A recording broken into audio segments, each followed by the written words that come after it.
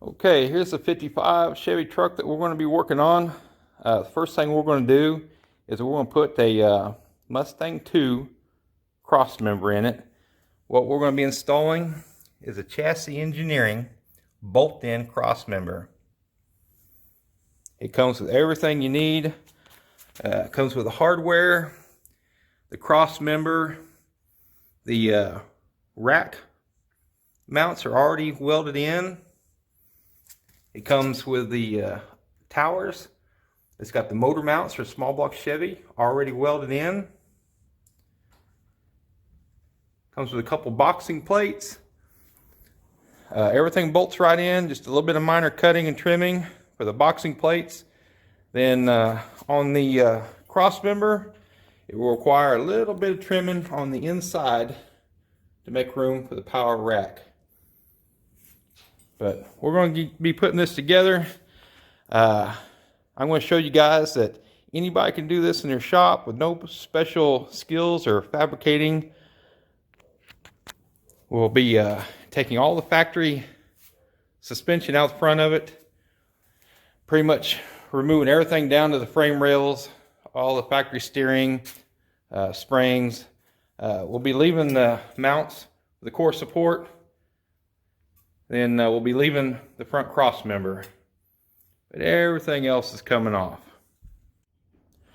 All right, boys and girls, we're back here on this 55. As you can see, I've gotten the front axle, leaf springs, wheels out from underneath the truck. What I've been working on is right there is the front leaf spring mount. You can see I've highlighted the rivets with orange paint. I've been grinding those off, knocking them out with a hammer and a punch. That's the shock mount. That's the rear leaf spring mount. And that there is just the bump stop. It's got 2 bolts in it. And that's the motor mount.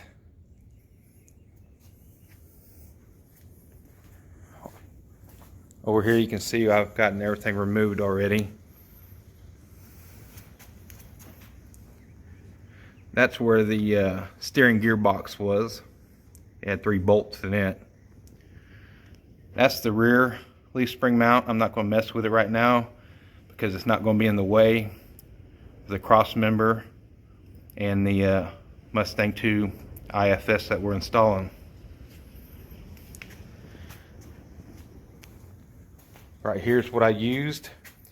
It's just an old Sears grinder. Use Harbor Freight cutoff wheels. That motor mount, I just took the grinder, cut it off, knocked it out. Same with the rivets, just ground the head off, hammered punch, knocked them out. The bump stop on bolts. It's real simple, just takes a little bit of time, but there's nothing hard about it at all. Anybody can do it, just with cheap old tools that everybody's got. We've got everything stripped off the front end that we need to get off of it to get started on this bolt-on Mustang 2 Crossmember from Chassis Engineering. The first thing we're going to be doing on the install of this Crossmember is putting these frame support brackets in that they included with the kit. They're pretty simple. They'll only go in one way. Got one for each frame rail. It goes in the frame. You slide it forward until it hits the front Crossmember. It works the same way for both sides.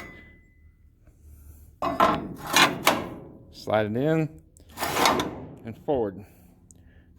There where it hits that front Crossmember. Then the next step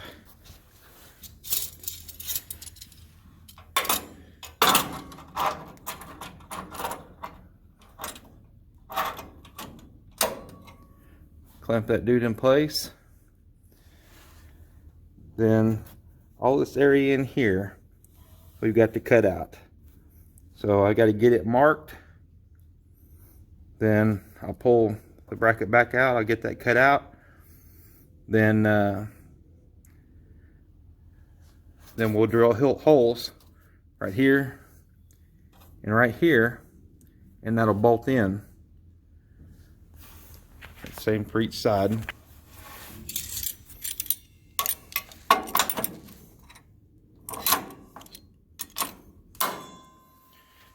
There we go. I'll get them marked. I'll get those this area right in here cut out. Then the next thing will be drilling the holes for the 2 bolts on either side. Then the instructions call for marking up the cross member next, and there'll be a few holes to be drilled for it. But I'll get this done, and I'll let you guys see what that looks like. What we're working on now is the boxing plates or cross member supports. You can see there's one on each side. All this area down in here on the frame rail has to be cut out. So what I've done, I know it's hard to see, I drilled a hole at each corner to kind of connect the dots on what I need to cut out. I'll come around the other side, show you from the outside. I've marked the holes. So all that area has to be cut out. And I thought the simplest way would be just to drill some holes to give me a guideline. Then, like I said, I'll just connect the dots with my grinder. Alrighty, we got the frame cut out on either side for the boxing plates or cross member supports. I just used a 4.5 inch angle grinder that connected the dots, cut it out, and as you can see, it just slides in. We'll have to drill holes. One here, one there, 3/8 holes to bolt that in place. The other one slides in the same way from back to front.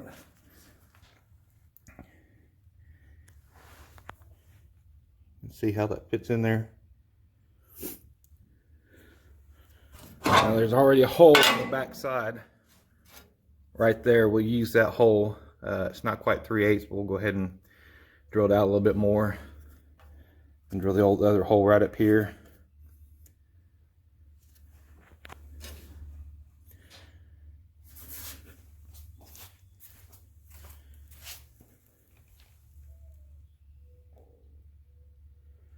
Then the cross member will just come up underneath here. We'll get to that here in a little bit. I'm gonna get the holes drilled and get these bolted in place.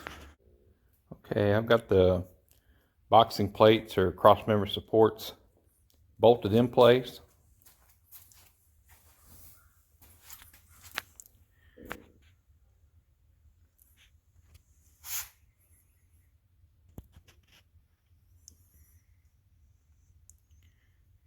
You can see there, I've got the cross member just sitting in place, supported by the floor jack.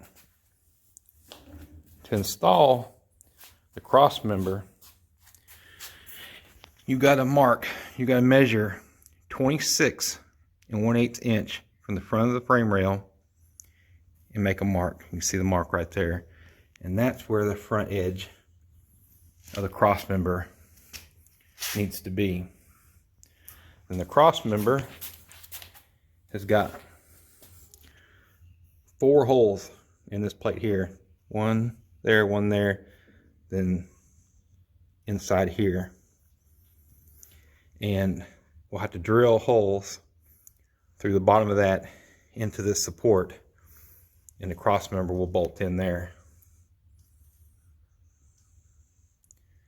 Then after we get that done, later on the pods for the coil springs will bolt in here, and we'll get to that. But right there's the cross member. So just sitting in there.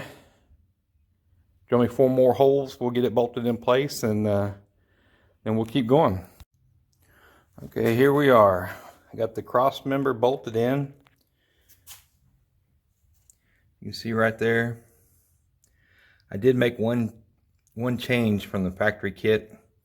It came with grade 5 bolts. I upgraded to grade 8 bolts. The 5s are probably okay, but it's just me, for peace of mind. I went with the better bolts.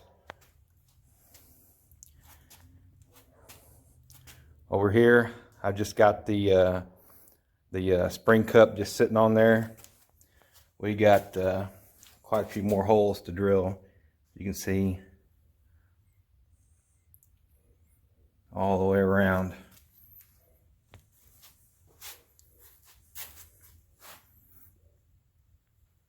We got a bunch of holes to drill, so that's what I'll get working on now. I'll get the other ones set on there, drill a bunch of holes, get them bolted down, then we'll be getting pretty close to having it done. The bolt-in independent front suspension Mustang 2 cross member from Chassis Engineering is installed. It went real easy. I'll give you a look around.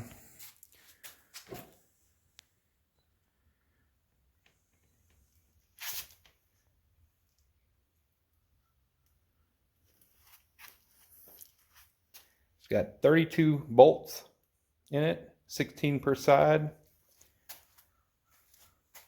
You can see there the motor mount's already installed. The mounts for the power rack.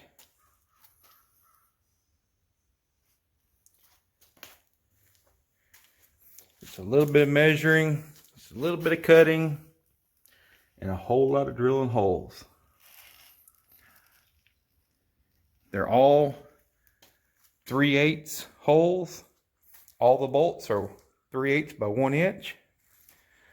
Like I said, the only modification I made to the kit was I went and bought grade 8 bolts instead of the grade 5 that come with it. I had about $12 in bolts, but I figured it was a worthwhile upgrade. But other than that, the instructions are pretty simple. The illustrations could have been a little bit better, but it was pretty easy to follow. Just a couple measurements, just a couple cuts, no special tools. Like I said, the biggest part of it was drilling holes. But there it is. It looks like a pretty good kit to me. I'm happy with it. I got the rest of it coming this week from Speedway. And once it gets here, I'll get it installed and we'll get this thing back on the ground. I got the Mustang 2 front suspension kit in from Speedway. I've got the driver's side installed.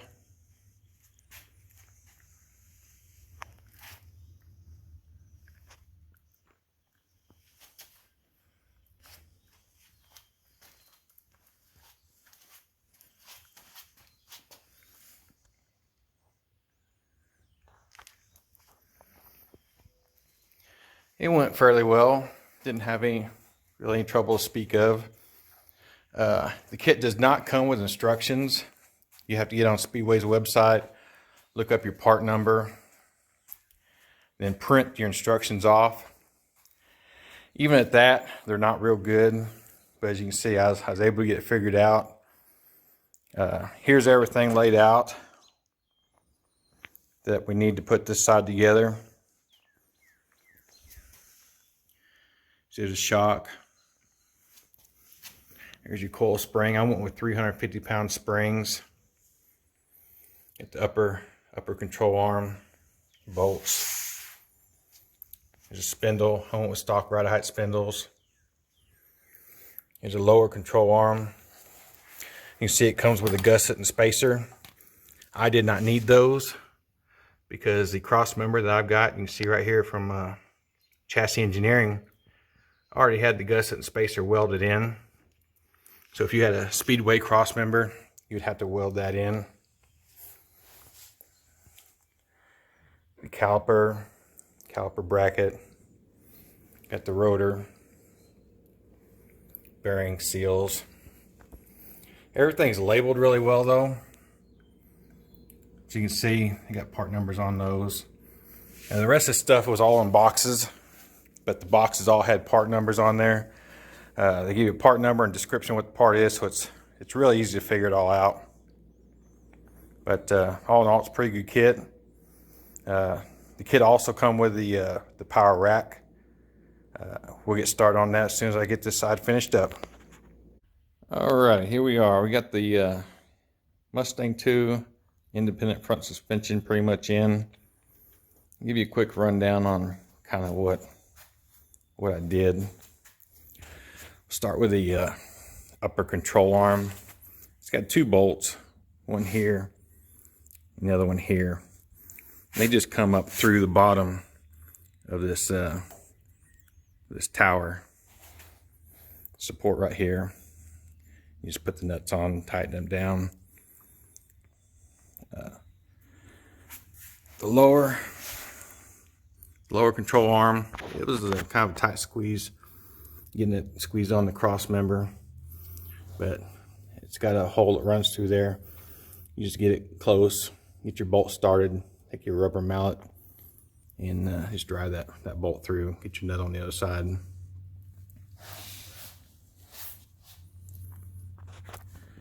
And as far as getting the spring in, I just got the spring seated in the top, put a floor jack underneath the lower control arm, raised it up. Didn't need a spring compressor for it. Raised it up until I could get the upper and the lower ball joints started. Now I did replace the ball joints with Moog K772. The screw-in ball joints are the same for the upper and the lower. The made in China ones that come with the kit just weren't real good. I picked those up at O'Reilly's. They're $45 a piece. Well worth the upgrade. But you get your ball joints tightened to your spindle. Then you got the caliper bracket back here. It's kind of a C shape. It's got 2 bolts, one here, another one right there. It calls for Loctite on those 2. Then getting your rotor on, it's just packing the bearings and getting your seal on the back, sliding it on, getting your spindle nut on, and of course your cap. That's all pretty simple. There's the caliper, comes with the kit. Got 2 bolts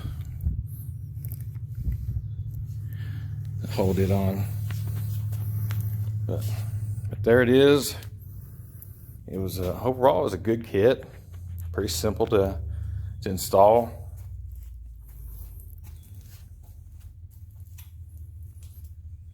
I said it come from Speedway. It was $1,250. They got several options on it. Crossmember's a chassis engineering, bolt-in Crossmember.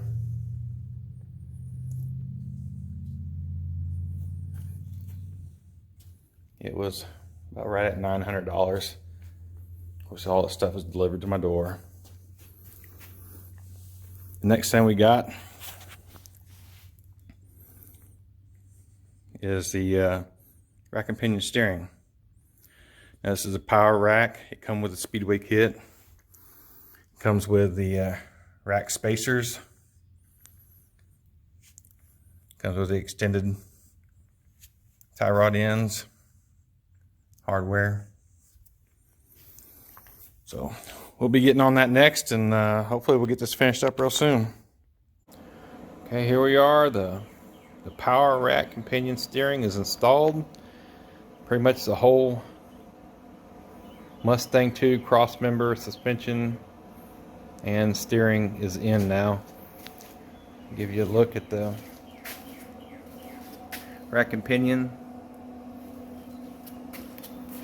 Like I said, it's the power rack.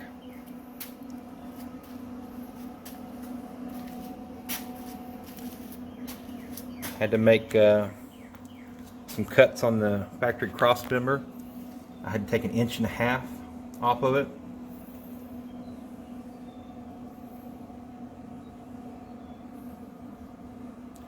What I done was right here where it kind of humped out, then there was a flange that went across here with the rivets in it from the factory. I just cut that off straight across, cut the humps out. Then where the plates come underneath the back, where it was riveted in, I just run a weld across there to tie it back in. Then you know, of course right here, where I cut that out, I just ground it down where there's no sharp edges. But some people take the front cross member out completely, then just weld a brace in. But I just chose to leave the factory one in and just do some trimming on it. On the rack and pinion, you turn it all the way till it locks. Then you turn it back till it locks and count the revolutions.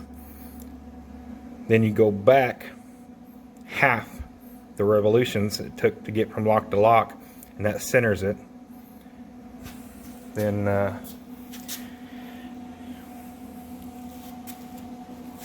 just connect your tie rod ends to the spindles. And that gets it close enough. If we get it on the ground and get it running, we'll let the alignment shop dial it in. But there it is. It's complete. It's done. Ready to put some wheels on it. Set it back on the ground.